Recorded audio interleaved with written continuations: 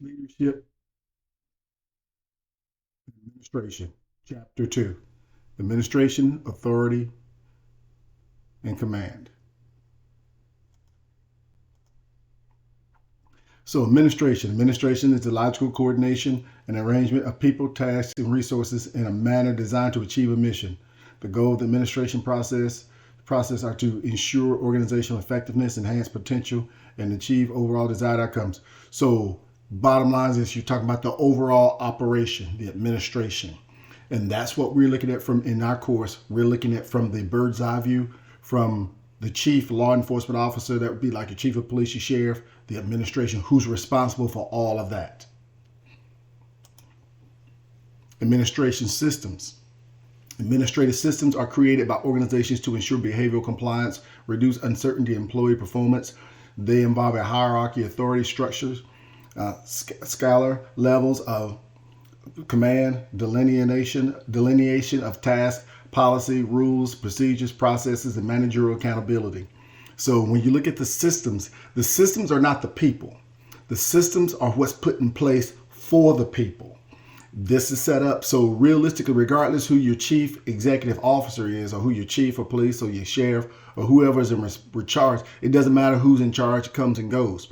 The system is what works. And now what you find is sometimes is people who are smarter or better at working the system, and it also is really good too to have this in place, because if you have somebody in there who's not necessarily, let's say, honest or above board or whatever else, then what they have to do is they have to fight the system. And that's a lot of times what would trip them up in the long run. Organizational structure identifies lines of authority, tasks, sets of responsibilities. The majority of police departments in the United States distribute command, authority, and responsibility through three distinct organizational levels. The executive, again, this is where we're concentrating on, the middle level, and the supervisory level. The higher the administration level, the greater responsibility, authority, and power. So again, that's going to rest at the executive level. Organizational administration and management. So you look at the exercise of command authority to control, direct, and coordinate the department's personnel, resources, and activities. Command authority and responsibility are defined in the department's directions, policies, and internal structures, vision, and values. All managers at all levels of the organization are expected to achieve performance objectives and provide control, feedback, and assessment of the areas of responsibilities under their command authority. So we're talking about accountability. When you have the organizational structure in place, it sets up basically, give you an example, there are policies, rules, and standard operating procedures, SOPs, that everybody has to follow at every level. So it's not like someone gets promoted in positions and have to figure out, well, what is it I'm supposed to do? One of the things they'll usually know is by their experience getting promoted to that level, they'll know. But whenever they have questions or whatever else, they can refer to policy and SOPs to ensure that they're looking at things right. And this is also, too, what keeps people out of trouble. Organizational structure defines positional roles, departmental interdependencies, communication channels, authority, accountability, and responsibility. Who is empowered to make the decision and depth and extent of authority? These are things that are very important when it comes to making decisions. Sometimes can be life and death situations, decisions associated with life and death, or really critical skills, critical situations where skills are required to make those decisions. Well, who's making it? Not only do you understand who's making it, now you know who's accountable if something doesn't go right. So this is very important. Management, the legitimate authority and power to direct and control employees assigned to accomplish specific tasks. The exercise of managerial authority involves the interaction of two organizational elements: the manager, superior, and the employee. So at every level in the organization, you will find that there is a first line manager, there's a mid-level, and then there's senior and there's executives. And they all have authority over a certain amount of people. So they can direct people what to do, they can hold people accountable, they can punish people when it's appropriate, or dismiss people for unethical or unprofessional or violation of organizational policy. Authority is certainty. Is that the certainty that specific commands will obey. Managerial authority is exercised through a system of rules and procedures. So this is what I just talked about. For authority to be effective, there must be voluntariness on the part of the subordinate that involves a choice made of free will. So in order to be successful at leading, one of the things that I can tell you is this authority. It's not compelling people or demanding people to do stuff. What you want people to do is to understand the rules and the policies and the regulations, the SOPs, but voluntarily follow them. And that's what we're talking about with the voluntariness. So when we look at the majority of police organizations have three distinct but overlapping command levels: executive strategic, middle management, and supervisory, which I referred to earlier. So we're going to talk a little bit more about each one of those. The executive. So now you think in terms of these would be your police chiefs, your sheriffs, your directors, administrators. They will have different titles, but these are your executives. These are the people, when we talk about leading through change, these are the people who do it. They're the ones who execute the strategy and everybody else has to follow on.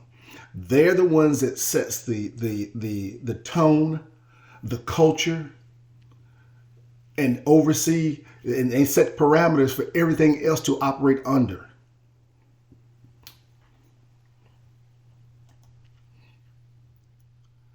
Police chief responsibility. So you look at police executives that provide their organizations with strategic direction and performance oversight to achieve maximum use of their assets and abilities. They must inspire and organize activities of the department's organization. Police chiefs must also establish cooperative relationships external with federal law enforcement agencies surrounding jurisdictions related to services such as fire and emergency and medical transportation.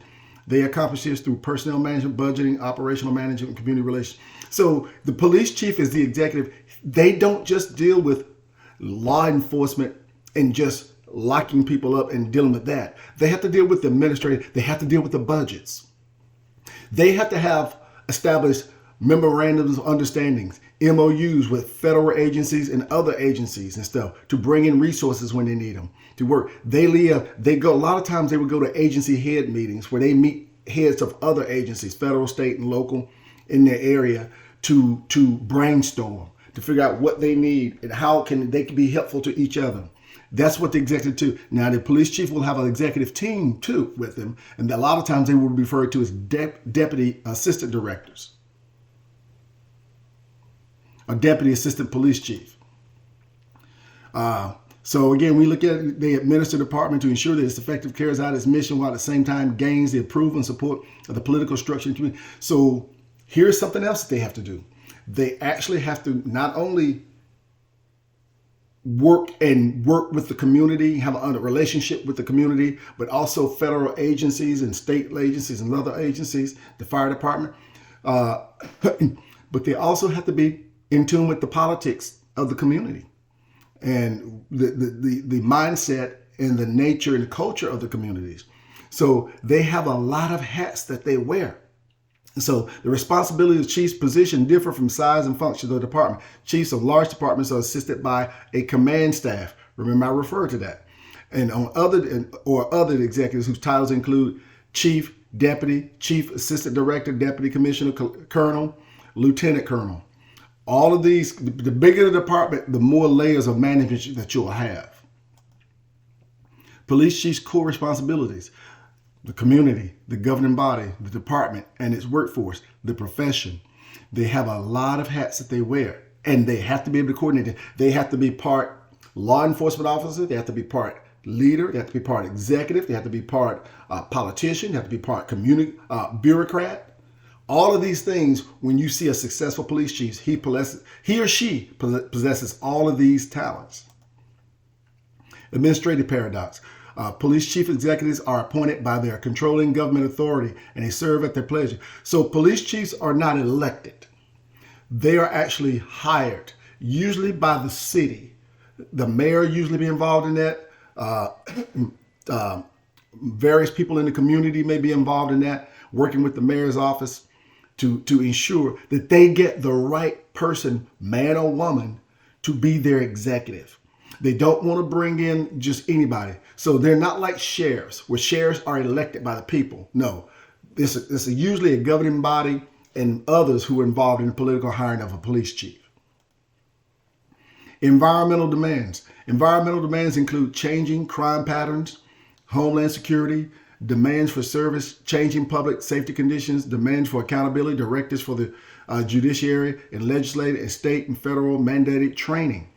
Internal demands involved in day-to-day tasks of managing the department, planning, setting direction, maintaining organizational integrity, transparency, creating goals, developing policies, ensuring fiscal accountability, supervision, workload efficiency, and budget. So as you see, these executives are very busy. And this is why I said they are multifaceted and they're multi-talented and they have a lot of hats that they wear.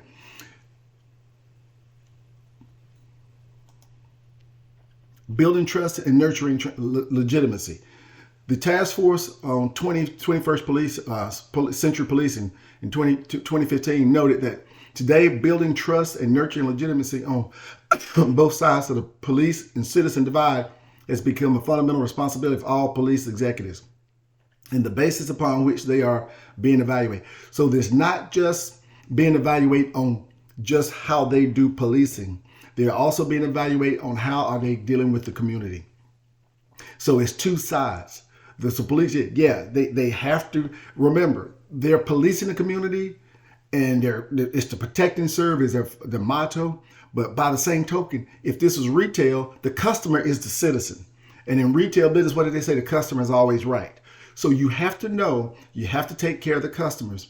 And those are the citizens. So a police chief has to do a balancing act. Now, middle management. Middle managers are served the critical function of aligning their department's mission goals and objectives when it's operational accomplishments. So they don't come up with, the executives come up with the policy, the strategy, and the things that they want to happen. Middle management makes sure things get executed. Those things that the executive, the police chief wants, that they get executed on.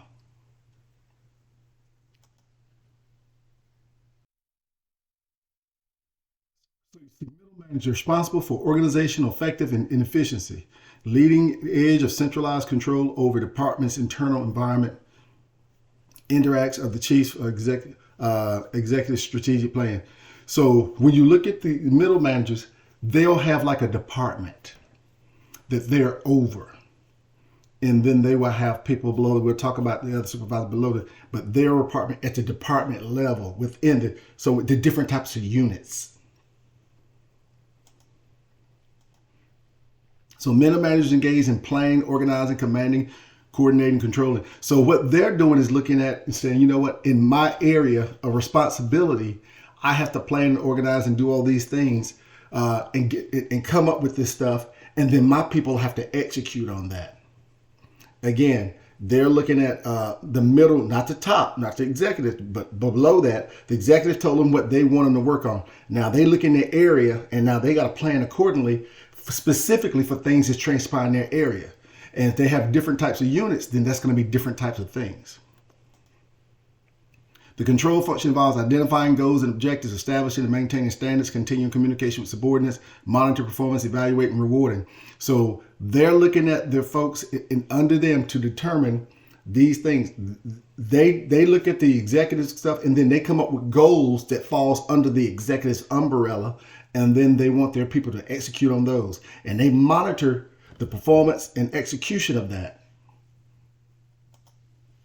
Middle management, change in environmental management, managerial knowledge and competence, organizational level, nature and type of activity, knowledge, competence, and commitment of employee. So you have changing environments. These guys must have, they must be knowledgeable. They must know what type of stuff that goes on in their areas. They must know how to deal with them accordingly. They have to be competent, and they are looking at things from within their organization at their level down, not from their level up. The nature and type of activity, they determine what that will be for the people. Again, it falls under the umbrella of the executive's directives. Supervisory level. Okay, these are the people who fall under the middle level managers. So their first level of command. So what they do, they deal with the department day-to-day stuff. So basically what's defined by middle management, they look at it and then they operate and they concentrate and break it down into even smaller units. Middle management may have 4 units under them. A supervisor level will be one of the supervisors for one of those units. And so they have their goals and objectives for a specific day that falls under the middle manager's umbrella. So you have different behavioral type approaches used to influence employees' commitment performance. How a supervisor reacts and communicates responsibility and expectations, motivates, determines the amount of influence and compliance supervisors will achieve with their subordinates, communicates direction. So when you have this, they're in constant contact with their people every day. A lot of times with the first line supervisors, they're actually with their people when they do things. So a lot of times they act like an on-scene commander because they're out there with them a lot of times. So they're involved and they see what people do. Successful supervisory leadership. Supervisors must be able to influence others to perform willingly without influence is the process of altering behaviors and getting people to do what they want to do. Empower. You got to be able to empower people. So supervisors have to be able to influence others to get them to do the things that they need to do because they can't be with them all the time. And they have to develop, so they have to influence folks and try to use positive reinforcement. Positive reinforcement is complimenting and rewarding the behaviors you want, dissuading and penalizing the behaviors you do not want. And this is how you shape and mold behavior and will influence. Empowerment, empower people to lead others. So for instance, if you have first line supervisor and you have a senior level employee working with you, allow him to help you to get some of the other less experienced people or younger people to get to do things. And what he'll do is he'll almost be like your assistant. He or she can bring other people under the umbrella and get them to do stuff. So you're actually doing it through a second party. Supervisors can empower others by letting them make decisions, kind of what I just referred to. Creating environment, cooperation, information sharing. Encouraging the officers to take initiative. You want them to be able to think on their feet. One of the reasons why you want them to be able to think on their feet is if you don't, you may be in life or death situation stuff. You may make a decision that could get you or someone else harmed. So, and this also builds their morale and support them, confidence. You want them to know that you believe in them and that you trust them and you know that they can do the job. If you focus on that and you push that, they will start to believe that. And now they have a good sense of well-being overall about who they are, what they do, and who they work for. Factors, task orientation, supervisors' beliefs, values, and attitude, what they think of the subordinates, how they think subordinates should be being managed. This is where I'm going to use this example for you. This is very important because if you have a bad first line supervisor, this is where a lot of times these things come into issues. And I say bad, I mean not competent. Whether that's not competent, not professional, or unethical. This is where it shows because now your beliefs and values and how you think becomes that of your unit. So if you think like a charlatan and if you think kind of like doing things unethical, unprofessional, or trying to get away with stuff, so will they. And realistically, that's the recipe for disaster because at some point in time, that's going to be found out. Why is this unit operating this way? And why are they doing these things as questionable or not professional or not by the organization's operating procedures? Well, it's because they have a supervisor who's not doing that and they're following her lead. So you have traditional supervisors, direct task-oriented command and control. You have innovative supervisors who are low task orientation, are innovative, empower their officers by encouraging them. Supportive supervisors who use praise. Remember I said positive reinforcement and encouragement to motivate subordinates. Active supervisors characterized by directive decision-making, a strong sense of supervisory power, and relatively positive view of subordinates. They lead by example. So these are the ones that you want to have. Remember I told you if you had a bad supervisor, they're leading by example too, but it's a bad example. Good ones, the ones who are competent, will lead by a good example and set a good standard for their subordinates to follow, their police officers. Effective supervisors combine a high concern for employees and relationships, high concern for task performance, manage themselves and their people so that both the organization and employees have a meaningful experience. So when they're effective, what you find a lot of times is you have a satisfied people and people who enjoy what they do, and you're getting results. When I say results, I don't mean like in corporate America. I mean in results like in the objectives and goals that were set down by the executive through the middle manager. You are actually executing on those, and you're doing the things that they say that this organization needs to do. The changing of nature of police management. Police managers are expected to become more effective by being strategic thinkers who engage in systematic problem solving while achieving desired operational outcomes. So again, these people are utilizing intelligence, data, and they're setting down and they're looking at and they're allowing this to dictate what they do and how they do it. Now, let me digress. The executives look at this and say, based upon the information and data and analysis of that data, this is what I determine the objectives of my organization is. And that's intelligence-led policing. It's not what he thinks, not what he feels. It's what the data shows him. Basically, my community has shown me, things that's happened in my community has shown me these are the things that we need to address. These are the things we don't need to address. Now, what's our strategy for addressing them? Today's effective organizations are skilled at creating, acquiring, and transferring knowledge and modifying their performance to reflect this knowledge. So what you find now is with effective organizations, they learn by doing, but they share and they work with other organizations to ascertain information, resources. And even though a police department may be responsible for a city or geographical area, they may feel like, you know what? I can step outside of this. In order for me to be effective, I may need some resources external to my organization. Then how do I get them? Where do I go? And this is what the philosophy that they will employ. That concludes chapter 2.